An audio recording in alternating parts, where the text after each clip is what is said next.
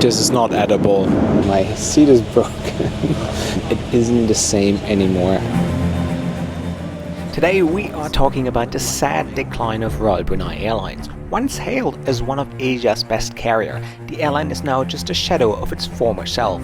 From broken cabins, bland food, underperforming crew, and planes that urgently need a paint job, the Bruneian airline is falling behind and needs to act fast. So let me share my experience with you and how we can fix them. Viewers will die to come and review.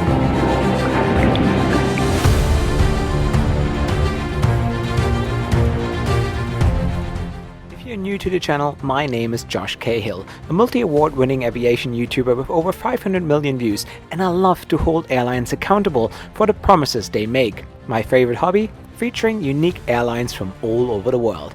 I organized Afghanistan's first all-female flight, and I'm also proudly banned from Qatar Airways.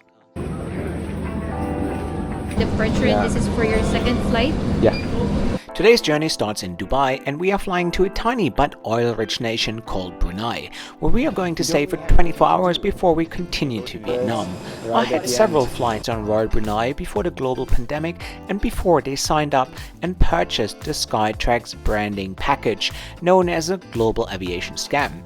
Ever since, the airline seems to be in decline, and the reviews you read frequently mention the poor state of their cabins as well as the food. So let's find out what it's really like in 2025. And here we are, all checked in for our Royal Brunei flight to Brunei, obviously, and have fond memories, very fond memories of the airline. Had some really fantastic flights with them in the past. I've heard things have changed a little bit since COVID, but that's what we're here for, to find out how good they still are. So let's head to the gate.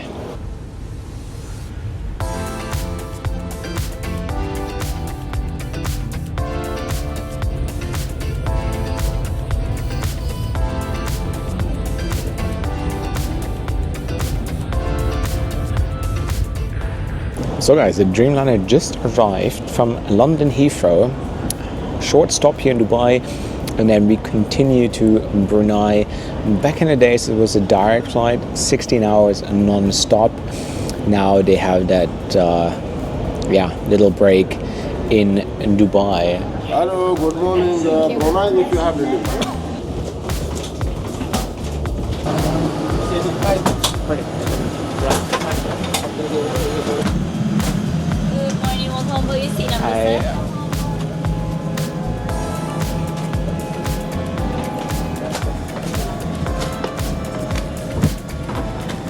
My seat is broken.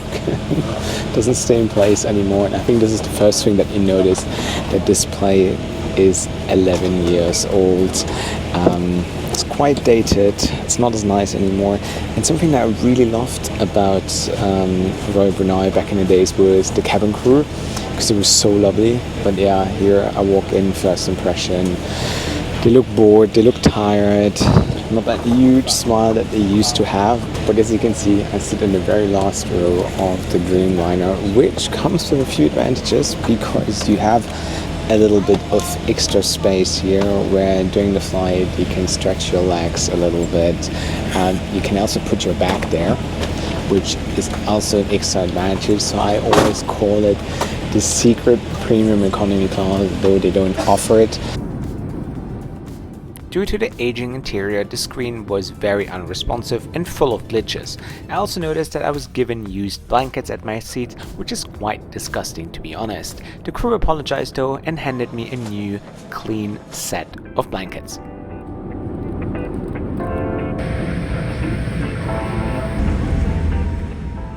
We then took off with a little delay, but perhaps now is a good time to hit that subscribe button if you haven't yet.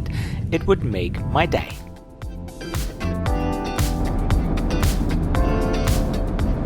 So guys, we're good 45 minutes into the flight. I have a hot breakfast in front of me, a croissant, an orange juice, a water. Maybe the catering is still as good as I remember. Gotta be honest with you guys, this is not edible. Super, super dry. It's just awful. Really, really bad. I can't finish this. And this seat is really annoying as well. Look at this. Yeah. Well, what to say, no?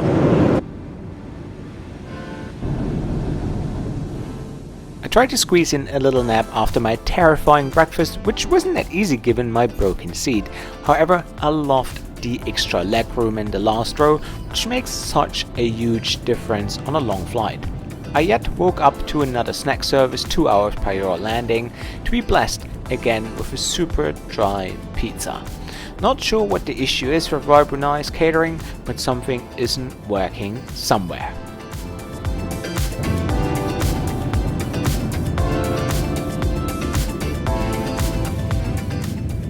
After 7 long hours, we finally started our descent into Brunei, and to be honest, this was nowhere near a 4-star experience, and it's such a shame that the airline fell for the Skytrax scam. But we still have a second flight to judge. But before that, let's explore Brunei a little bit.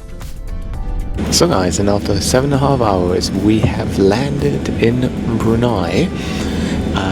Fun fact, the Sultan, so the King of Brunei, has his very own private 747-8 super jumbo as a private jet, and on top of that he pilots that plane himself most of the time. So yeah, and that 747 is just parked next to the main terminal here. Yeah, so when you come to Brunei, sometimes you can see it. It's pretty fancy.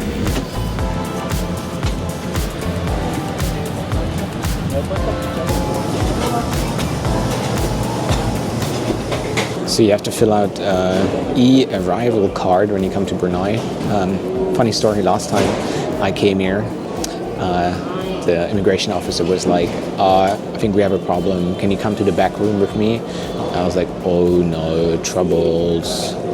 And then we went to the back room and he said like, I'm watching your videos. I just want to selfie with you and I couldn't do it at a desk. So I hope you don't mind. I was like, what the fuck? My heart was like racing. I was like, oh no, troubles. And then you just wanted to have a selfie. And it turned out to be a really nice guy, but if you're an immigration officer, don't do this to me. Don't prank me. All right, let me fill out this card.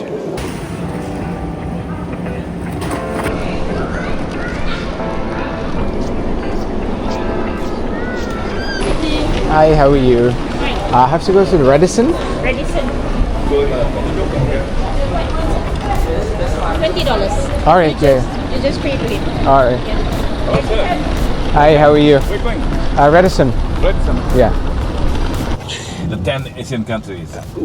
I have, I've been to all of them in Asia. Other Yemen. I haven't been to Yemen yet. Oh, Yemen. Yeah. Oh, Yemen is a war-torn country. Yeah, it's a bit. Well, I've been to the others. I've been to Afghanistan a few times. You know, I've been to Iraq. Afghanistan. North Korea as well. North Korea. North Korea. Yeah, North Korea was interesting. Really? Super interesting. Are you in the army? I might. No, I'm not in the army. No. But that was 20 years ago when I was in the army. Yeah. Wow. Yeah, they are. But it was very interesting. Yeah. It was like a time travel when you go to North Korea. You know? Really? Yeah. Everything looks like the 1970s. Maybe one day you will go. Inshallah. I will not make my lifetime. Yeah. Russia, how about Russia? Have you been? Yeah, I've been to Russia. Oh, okay. Yeah, a few times. Russia is nice, very nice. Beautiful woman there. Beautiful girls, yes. I like Asian girls. So you can have them. You can have them. You can all yours.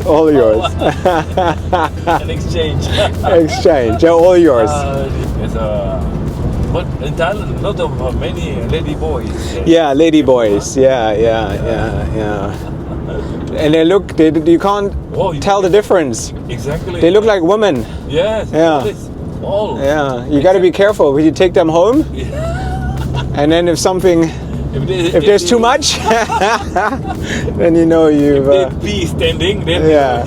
Exactly. Then you know you have a problem. Or not. You never know. You know, whatever floats your boat, no? Some people like it. Some people like it. Exactly. I wanted to move to Thailand, but Yeah. my dad died like a month ago, so I went home. So how Yeah. old was he? 70, That's yeah. young. Yeah, it's young. No, and very unexpected, unfortunately. But he had a good life. I have to say, he had a very good and adventurous life. But Wow, it's good to hear. But he's still young though for 70, yeah, yeah. that was really sad. But like, it's a reminder to live to the fullest every day. yes. Yeah, like And you have it life short, can be yeah. life can be short. You can wake up in the morning, you feel great. Yeah. And in the evening you can be dead. No, that's something that I've learned from all this. No, look after yourself. You know, It's some people say it's the most boring country in the world. YouTube. Most boring country. Yeah, most boring. There's not much thing you can do here. Yeah. Yeah. But when I was here, like they always partied at home. Everyone was drinking at home. Everyone is yes, having. yes, They go to Malaysia, they get their booze, no, Yeah. and then everyone is drinking at Oh, home, yes. having good parties. no? They're still doing it, then you know. Yeah, But yeah. you have to know somebody. Yeah, I You have know. a friend, Yeah, I had friends here, and then Oh, they took me to their place, and they said they had so much alcohol. I was like, oh my god. Ooh, who is this angel? Ooh, Oh my god, look at this here. Ooh. So it's somebody's. It goes probably to someone's room, huh? Somebody ordered an angel. Yeah, there you go. See, you get proper. All right, thank you. All the best to you. Take care. What a tip. Yeah, there you go. So thank you. One night, yeah. Yeah. Also to let you know that So guys, and here we are at the Radisson Hotel in Brunei. Oh.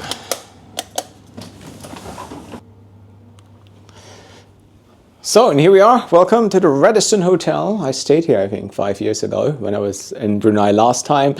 I'm gonna get a good night's sleep, and then tomorrow we're gonna explore the most boring country in the world, what it's branded as, apparently. And then we're gonna take the Airbus 320neo to Saigon. So now we're gonna sleep, and I see you guys tomorrow morning. A beautiful good morning. I had a solid sleep, exactly what I needed. And now we're gonna head into the city and we're gonna try to find out why Brunei is referred to as the most boring country in the world. Let's check it out.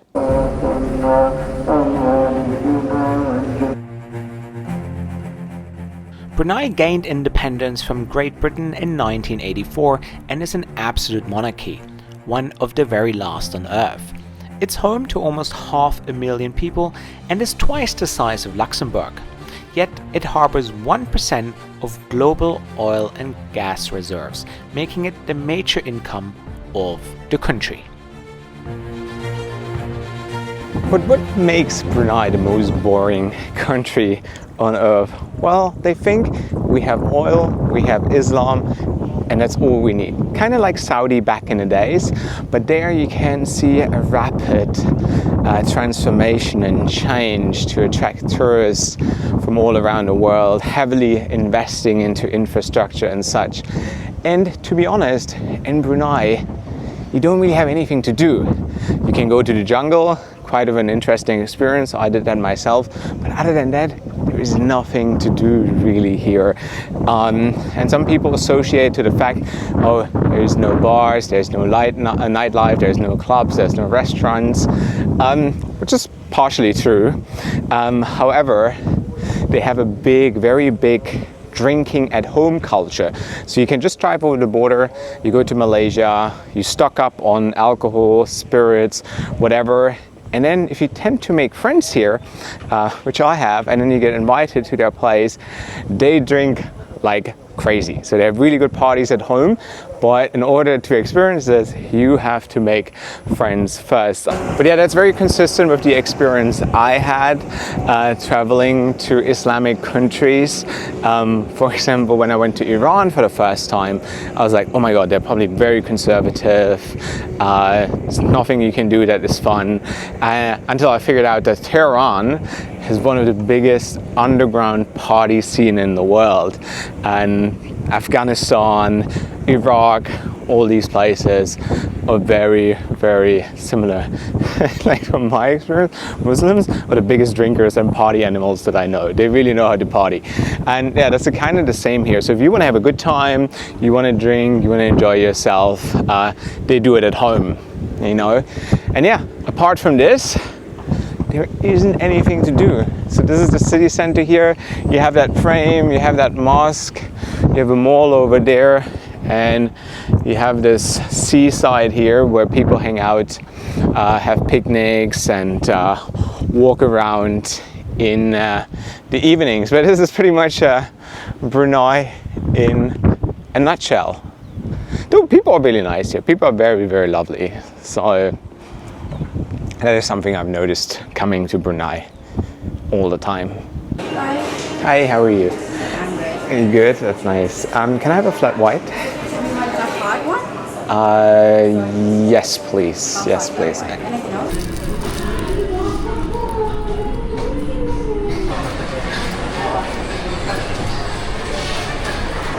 So I've been strolling around this mall here, and I also found out that the embassy of the Federal Republic of Germany is located inside here. Now my questions for all the diplomats and ambassadors who happen to watch my videos, if any, what do you deal with all day, or what are your tasks when you are stationed in a country like Brunei? I don't think they have to deal with too many German citizens that perhaps lose their passports or any emergency stuff. So yeah, I really want to know, what are your tasks? What keeps you occupied and busy all day in a country like Brunei? So if you worked as a diplomat before, or perhaps ambassador, let me know in the comment section below. Really would like to know. So to all the hardcore bold and bankrupt subscribers, in the background, the biggest mosaic in Brunei. But yeah, that was pretty much it. That was the city center of Brunei's capital. Once again, the beautiful mosque in the background. Now it's time for us to continue our journey of Royal Brunei, hoping that it is gonna get a little better today after yesterday's, disappointing flight, I'd say. So yeah, fingers crossed it's gonna be a little better. Today, I'm also going to show you the departure experience flying out of Brunei. It's also the monsoon season right now, as you can see, so it's pouring down. My hotel is just over there, but currently seeking shelter here. I think I have everything. I have everything. Your wife? My wife is at home.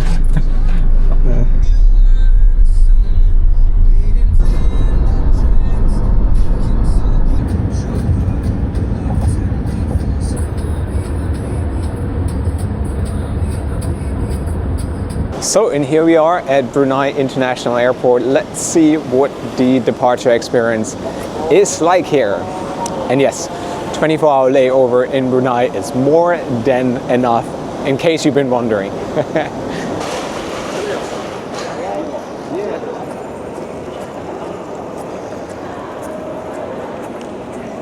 So how do we fix Royal Brunei? Let me share my vision with you, and I think that would be a great idea to put Royal Brunei and the country on the map as well. So the country is relatively small, so is the airline. You have 5 Dreamliners, you have 7 Neos, so you have the latest equipment. So you have great planes, awful cabins, terrible hard product, and but there's a thing that you have, and that's money, and the head of state is a massive F-geek as well.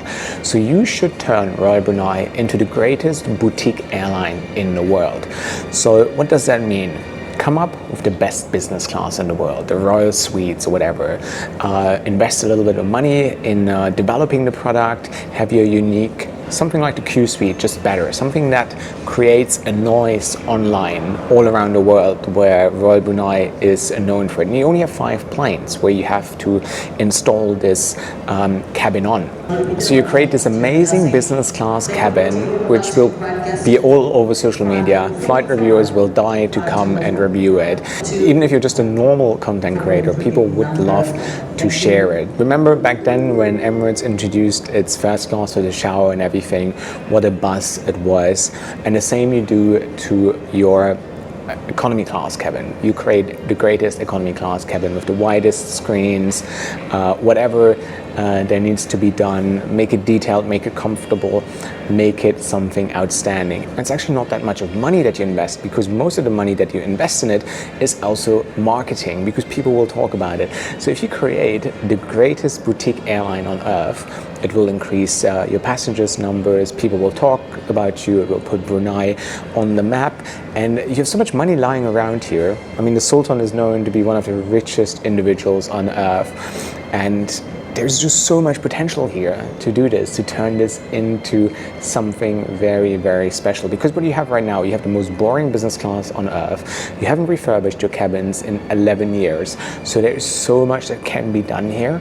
But if I was the CEO, that's what I would do. On the first day, I would see the Sultan and I would say, hey, this is my idea, this is my vision, how I want to turn Royal Brunei in a Royal Brunei boutique airline the whole world is going to talk about. It's going to be a fantastic, fantastic idea. So I would love to see this happening. But anyways, we're going to board now at the 320 to Vietnam. A little disclaimer that the next flight we have to take with a grain of salt, as the cabin crew was briefed on my presence and was informed that I was going to review the flight. Just a heads up so you get to manage expectations. The flight full today? Really first. No? It's very hard for you. That's good. Thank you. So here we go, boarding the Airbus 320 Neo to Ho Chi Minh, aka Saigon. Hi, how are you? I'm good.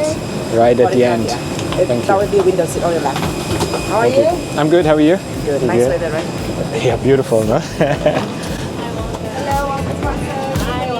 How are you? you are at the back? At the back, very end.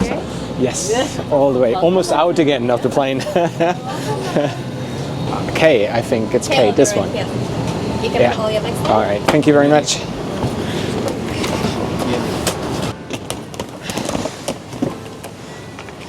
Less outdated and worn than the Dreamliner. What I like is every seat here has a personal entertainment screen, something you don't see that often when flying on a narrow body plane. So yeah, very much enjoyable. And yeah, very much looking forward to see what they offer on this flight. It's roughly 90 minutes. So quite interesting. The cabin crew member that appears in the safety video just bumped into me earlier, approached me and said that he's been watching my videos for many years, and that he's also flying with the airline for over 20 years. And he proudly mentioned the fact that he is in the safety video, so I just had a look, and he indeed is part of it. That's really cool when you meet cabin crew members who have such pride in their work and follow my videos as well.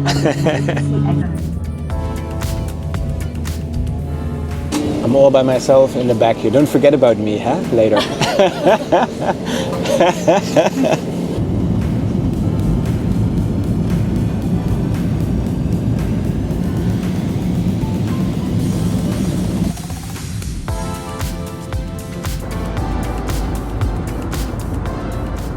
Right, a good, I'd say 15 minutes into the flight, got a hot meal in front of me. You had a choice between spaghetti, chicken spaghetti, or fried rice. Quite some heavy turbulences now as well. Ooh. But that's normal on this channel. Every time food arrives, turbulences kick in. So the food I had on the first flight from Dubai was absolutely dreadful. One of the worst breakfasts I've ever had in 8 years of flying. It was not edible. It was terrible, terrible. Terrible, terrible dry. not fun at all. But that looks a lot better. Jesus Christ. Those are some very intense turbulences. Such crazy turbulences, but pilot didn't turn on the seatbelt signs. Ooh. So, food review. While it looks a lot better in presentation than whatever I was served on my flight from Dubai to Brunei, and it's absolutely tasteless, absolutely bland, no flavors, nothing to it. It looks a lot better, but it just tastes like nothing, unfortunately. But on this flight, which I'm very happy to see, is that the crew is absolutely fantastic. They're very lovely, very kind, big smiles on their face. It kind of reminds me of the good old days flying around Brunei. Personally, I believe if Royal Brunei doesn't invest a lot of money in reinventing and designing its product, they will further fall behind. It needs more passion and a new vision to create a new brand identity that creates a massive buzz. Give the people of Brunei something to be proud of again, and now is the best time to act and get to work. Forget about phony Skytrax award and build something real. You have everything it needs to get the job done, and now is the time to do so. I wish them the very best in this endeavor, and knowing the people of the country, I'm sure it can be done.